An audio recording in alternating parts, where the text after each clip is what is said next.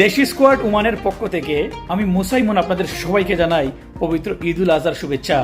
ঈদ মুবারক। আসসালামু আলাইকুম। দেশি স্কোয়াড ওমানের পক্ষ থেকে আমি রাশিদুল ইসলাম আপনাদের সবাইকে জানাই ঈদের শুভেচ্ছা ও ঈদ মুবারক। দেশি স্কাউট ওমানের পক্ষ থেকে আমি আহমেদ মিরাজ আপনাদের সবাইকে জানাচ্ছি পবিত্র ঈদুল আজহারের শুভেচ্ছা। ঈদ মুবারক।